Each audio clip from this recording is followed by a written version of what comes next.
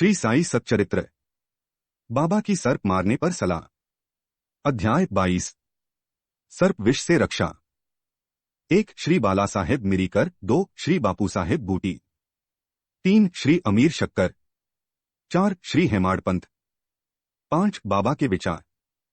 श्री साई बाबा का ध्यान कैसे किया जाए। उस सर्वशक्तिमान की प्रकृति अगाध है जिसका वर्णन करने में वेद और सहस्त्रमुखी शेषनाग भी अपने को असमर्थ पाते हैं। भक्तों की रुचि स्वरूप वर्णन से नहीं, उनकी तो दृढ़ धारणा है कि आनंद की प्राप्ति केवल उनके श्री चरणों से ही संभव है। उनके चरण कमलों के ध्यान के अतिरिक्त उन्हें अपने जीवन के सर्वोच्च लक्ष्य की प्राप्ति का अन्य मार्ग विदित ही नहीं। हेमाड पंथ भक्ति और ध्यान का जो एक अति सरल मार्ग सुझाते हैं वह है, कृष्ण पक्ष के आरंभ होने पर चंद्र कलाएं दिन प्रतिदिन घटती जाती हैं तथा उनका प्रकाश भी क्रमशः क्षीण होता जाता है और अंत में अमावस्या के दिन चंद्रमा के पूर्ण विलीन रहने पर चारों ओर निशा का भयंकर अंधेरा छा जाता है। परंतु जब शुक्ल पक्ष का प्रारंभ होता है तो लोग चंद्र दर्शन के लिए अति उत्सुक हो जाते हैं।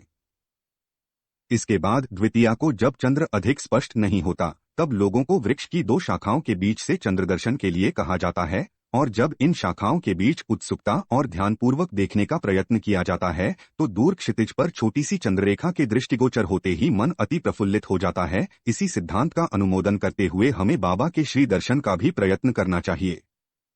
बाबा के चित्र की ओर देखो, आहा कितना सुंदर है। वे पैर मोड़कर बैठे हैं और बाएं घुटने पर रखा गया है। बाएं हाथ की अंगुलियां दाहिने चरण पर फैली हुई हैं। दाहिने पैर के अंगूठे पर तर्जनी और मध्यमा अंगुलियां फैली हुई हैं। इस आकृति से बाबा समझा रहे हैं कि यदि तुम्हें मेरे आध्यात्मिक दर्शन करने की इच्छा हो तो अभिमान शून्य और विनम्र होकर उक्त 2 अंगुलियों के बीच वे मेरे चरण के अंगूठे का ध्यान करो, तब कहीं तुम उस सत्य स्वरूप का दर्शन करने में सफल हो सकोगे। भक्ति प्राप्त करने का यह सबसे सुगम पंथ है जिसे अब एक क्षण श्री साई बाबा की जीवनी का अवलोकन करें। साई बाबा के वास से ही शिरडी तीर्थस्थल बन गया है। चारों ओर से लोगों की भीड़ वहां प्रतिदिन बढ़ने लगी है तथा धनी और निर्धन सभी को किसी न किसी रूप में लाभ पहुंच रहा है। बाबा के असीम प्रेम, उनके अद्भुत ज्ञान भंडार और सर्वव्यापकता का वर्णन करने की सामर्थ्य किसे है। धन्य तो वही है कुछ अनुभव हो चुका है। कभी कभी वे ब्रह्मा में निमग्न रहने के कारण दीर्घ मौन धारण कर लिया करते थे, कभी दृष्टांत देते तो कभी हास्य विनोद किया करते थे, कभी सरल चित्त रहते तो कभी क्रुद्ध भी हो जाया करते थे। भक्तों को उनके मुखमंडल के अवलोकन, वार्तालाप करने और लीलाएं सुनने की इच्छाएं सदा अतृप्त ही बनी रहती। फिर भी हम फूले न समाते थे। जलवृष्टि के कणों की गणना की जा सकती है, वायु को भी चर्म की थैली में संचित किया जा सकता है, परंतु बाबा की लीलाओं का कोई भी अंत न पा सकता। अब उन लीलों में से एक लीला का यहाँ दर्शन करें। भक्तों के संकटों के घटित होने पूर्व बाबा उपयुक्त अवसर पर किस प्रकार उनकी रक्षा किया करते थे। श्री बाला साहेब मिरीकर, जो सरदार काका साहेब के सुपुत्र तथा कोपर गांव के मामलतदार थे, एक बार दौरे पर चितली जा रहे थे। तभी मार्ग में वे साई बाबा के दर्शनार्थ शिरडी पधारे। उन्होंने मस्जिद में जाकर बाबा की चरण वंदना की और सदैव की भांति स्वास्थ्य तथा अन्य विषयों पर चर्चा की। बाबा ने उन्हें चेतावनी देकर कहा कि जहां तुम बैठे हो वही द्वारका माई है। जो उसकी गोद में बैठता है वह अपने बच्चों के समस्त दुखों और कठिनाइयों को दूर कर देती है। यह मस्जिद माई परम दयालु हैं। दाहिना पैर। सरल हृदय भक्तों की तो वह मां है और संकटों में उनकी रक्षा अवश्य करेगी। जो उसकी गोद में एक बार बैठता है उसके समस्त कष्ट दूर हो जाते हैं। जो उसकी छत्रछाया में विश्राम करता है उसे आनंद और सुख की प्राप्ति होती है। तदुपरांत बाबा ने उन्हें उदी देकर अपना वरदहस्त उनके मस्तक पर रख आशीर्वाद दिया। जब श्री बाला साहेब जाने के लिए उठ खड़े हुए तो बाबा बोले कि क्या तुम लंबे बाबा अर्थात सर्प से परिचित हो, और अपनी बाईं मुट्ठी बंद कर उसे दाहिने हाथ की कुहनी के पास ले जाकर दाहिने हाथ को सांप के सदृश हिलाकर बोले कि वह अति भयंकर है, परंतु द्वारका माई के लालों का वह कर ही क्या सकता है। जब स्वयं द्वारका माई उनकी रक्षा करने वाली है तो सर्प की सामर्थ्य ही क्या है। वहां उपस्थित लोग इसका अर्थ तथा मिरीकर को इस प्रकार चेतावनी देने का कारण जानना चाहते थे, परंतु पूछने का साहस किसी में भी न था। बाबा ने श्यामा को बुलाया और बाला साहेब के साथ जाकर चितली यात्रा का आनंद लेने की आज्ञा दी। तब श्यामा ने जाकर बाबा का आदेश बाला साहेब को सुनाया। वे बोले, मार्ग में असुविधाएं बहुत हैं, आथा आपको व्यर्थ ही कष्ट उठाना उचित नहीं है। बाला साहेब ने जो कुछ कहा वह श्यामा ने बाबा को बताया। बाबा बोले कि अच्छा ठीक है, जाओ। सदैव उचित अर्थ ग्रहण कर श्रेष्ठ कार्य ही करना चाहिए। जो कुछ होने वाला है सो तो होकर ही रहेगा न। बाला साहेब ने पुनः विचार कर श्यामा को अपने साथ चलने के लिए कहा। तब श्यामा पुनः बाबा की आज्ञा प्राप्त कर बाला साहेब के साथ तांगे में रवाना हो गए। वे 9 बजे चितली पहुंचे और मारुति मंदिर में जाकर ठहरे। ऑफिस के कर्मचारीगण अभी नहीं आए थे, इस कारण वे यहाँ वहां की चर्चाएं करने लगे। बाला साहेब दैनिक पत्र पढ़ते हुए चटाई पर शांतिपूर्वक बैठे थे। उनकी धोती का ऊपरी सिरा कमर पर पड़ा हुआ था और उसी के एक भाग पर एक सर्प बैठा हुआ था। किसी का भी ध्यान उधर न था। वह सीसी करता हुआ आगे रेंगने लगा। यह आवाज सुनकर चपरासी दौड़ा और लालटेन ले आया। सर्प को देखकर वह सांप सांप कहकर उच्च स्वर में चिल्लाने लगा। तब बाला साहेब अति भयभीत होकर कांपने लगे। श्यामा को भी आश्चर्य हुआ। तब वे तथा अन्य व्यक्ति वहां से धीरे से हटे और अपने हाथ में लाठियां ले लीं। सर्प धीरे धीरे कमर से नीचे उतर आया। तब लोगों ने उसका तत्काल ही प्राणांत कर दिया। जिस संकट की बाबा ने भविष्यवाणी की थी वह टल गया और साईं चरणों में बाला साहेब का प्रेम दृढ़ हो गया। बापू साहेब बूटी। एक दिन महान ज्योतिषी श्री नाना साहेब देंगले ने बापू साहेब बूटी से, जो उस समय शिरडी में ही थे, कहा, आज का दिन तुम्हारे लिए अत्यंत अशुभ है और तुम्हारे जीवन को संकटप्रद है। यह सुनकर बापू साहेब बड़े अधीर हो उठे। जब सदैव की भांति वे बाबा के दर्शन करने गए तो वे बोले कि ये नाना क्या कहते हैं। वे तुम्हारी मृत्यु की भविष्यवाणी कर रहे हैं, परंतु तुम्हें भयभीत होने की किंचित मात्र भी आवश्यकता नहीं है। इनसे दृढ़तापूर्वक कह दो कि अच्छा देखें काल मेरा किस तरह अपहरण करता है। जब संध्या समय बापू अपने शौचगृह में गए तो वहां उन्हें एक सर्प दिखाई दिया।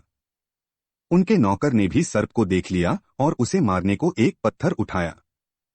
बापू साहेब ने एक लंबी लकड़ी मंगवाई, परंतु लकड़ी आने से पूर्व ही वह सांप दूरी पर रेंगता हुआ दिखाई दिया और तुरंत ही दृष्टि से ओझल हो गया। बापू साहेब को बाबा के अभयपूर्ण वचनों का स्मरण हुआ और बड़ा ही संतोष हुआ।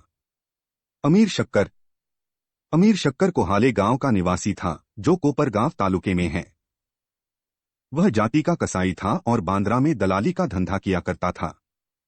वह प्रसिद्ध व्यक्तियों में से एक था। एक बार वह गठिया रोग से अधिक कष्ट पा रहा था। जब उसे खुदा की स्मृति आई तब काम धंधा छोड़कर वह शिरडी आया और बाबा से रोग निवृत्ति की प्रार्थना करने लगा। तब बाबा ने उसे चावड़ी में रहने की आज्ञा दे दी। चावड़ी उस समय एक अस्वास्थ्यकारक स्थान होने के कारण इस प्रकार के रोगियों के लिए सर्वथा अयोग्य थी। गांव का अन्य कोई भी स्थान उसके लिए बेहतर होता, परंतु बाबा के शब्द तो निर्णयात्मक तथा मुख्य औषधि स्वरूप थे। बाबा ने उसे मस्जिद में न आने दिया और चावड़ी में ही रहने की आज्ञा दी। वहां उसे बहुत लाभ हुआ। बाबा प्रातः और सायंकाल चावड़ी से निकलते थे तथा एक दिन के अंतर से जुलूस के साथ वहां आते और वहीं विश्राम किया करते थे। इसलिए अमीर को बाबा का सान्निध्य सरलतापूर्वक प्राप्त हो जाया करता था। अमीर वहां पूरे 9 मास रहा। जब किसी अन्य कारणवश उसका मन उस स्थान से उब गया तब रात्रि में वह चोरी से उस स्थान को छोड़कर कोपरगांव की धर्मशाला में जा ठहरा। वहां पहुंचकर उसने वहां एक फकीर को मरते हुए देखा जो पानी मांग रहा था। अमीर ने उसे पानी दिया, जिसे पीते ही उसका देहांत हो गया। अब अमीर किंकर्तव्य विमूढ़ हो गया। उसे विचार आया कि अधिकारियों को इसकी सूचना दे दूं तो मैं ही मृत्यु के लिए उत्तरदायी ठहराया जाऊंगा और प्रथम सूचना पहुंचाने के नाते कि मुझे अवश्य इस विषय की अधिक जानकारी होगी, सबसे प्रथम मैं ही पकड़ा जाऊंगा। तब बिना आज्ञा शिरडी छोड़ने की उतावली पर उसे बड़ा पश्चाताप हुआ। उसने बाबा से मन ही मन प्रार्थना की और शिरडी लौटने का निश्चय कर उसी रात्रि बाबा का नाम लेते हुए पांव फटने से पूर्व ही शिरडी वापस पहुंचकर चिंतामुक्त हो गया। फिर वह चावड़ी में बाबा की इच्छा और आज्ञानुसार ही रहने लगा और शीघ्र ही रोगमुक्त हो गया। एक समय ऐसा हुआ कि अर्धरात्रि को बाबा ने जोर से पुकारा कि को अब्दुल, कोई दुष्ट प्राणी मेरे बिस्तर पर चढ़ रहा है। अब्दुल ने लालटेन लेकर बाबा का बिस्तर देखा परंतु वहां कुछ भी न दिखा। बाबा ने ध्यानपूर्वक सारे स्थान का निरीक्षण करने को कहा और वे अपना सटका भी जमीन पर पटकने लगे। बाबा की यह लीला देखकर अमीर ने सोचा कि हो सकता है कि बाबा को किसी सांप के आने की शंका हुई हो। दीर्घकाल तक बाबा की संगति में रहने कारण अमीर को उनके शब्दों और कार्यों का अर्थ समझ में आ गया था। उन्होंने अपने बिस्तर के पास कुछ रेंगता हुआ देखा। तब उन्होंने अब्दुल से बत्ती मंगवाई और एक सांप को कुंडली मारे हुए वहां बैठे देखा, जो अपना फन हिला रहा था। फिर वह सांप तुरंत ही मार डाला गया। इस प्रकार बाबा ने सामयिक सूचना देकर अमीर के प्राणों की रक्षा की। हेमाड़पंथ, बिच्छू और सांप। एक बाबा की आज्ञानुसार काका साहेब दीक्षित श्री एकनाथ महाराज के 2 ग्रंथों भागवत और भावार्थ रामायण का नित्य पारायण किया करते थे। एक समय जब रामायण का पाठ हो रहा था, तब श्री हेमाड़पंत भी श्रोताओं में सम्मिलित थे। अपनी मां के आदेशानुसार किस प्रकार हनुमान ने श्री राम की महानता की परीक्षा ली, यह प्रसंग चल रहा था। सब श्रोताजन मंत्रमुग्ध हो रहे थे तथा हेमाड़पंत की भी वही स्थिति थी। पता नहीं कहां से एक बड़ा बिच्छू उनके ऊपर आ गिरा और उनके दाहिने कंधे पर बैठ गया, जिसका उन्हें कोई भान तक न हुआ। ईश्वर को श्रोताओं की रक्षा स्वयं करनी पड़ती है। अचानक ही उनकी दृष्टि कंधे पर पड़ गई। उन्होंने उस बिच्छू देख लिया। वह मृतप्राय सा प्रतीत हो रहा था, मानो वह भी कथा के आनंद में तल्लीन हो। हरि इच्छा जानकर उन्होंने श्रोताओं में बिना विघ्न डाले उसे अपनी धोती के दोनों सिरे मिलाकर उसमें लपेट लिया और दूर ले जाकर बगीचे में छोड़ दिया। एक अन्य अवसर पर संध्या समय काका साहेब वाड़े के ऊपरी खंड में बैठे हुए थे। तभी एक सांप खिड़की की चौखट के एक छिद्र में से भीतर घुस आया और कुंडली मारकर बैठ गया। बत्ती लाने पर पहले तो वह थोड़ा चमका, फिर वहीं चुपचाप बैठा रहा और अपना फन हिलाने लगा। बहुत से लोग छड़ी और डंडा लेकर वहां दौड़े, परंतु वह एक ऐसे सुरक्षित स्थान पर बैठा था जहां उस किसी के प्रहार का कोई भी असर न पड़ता था।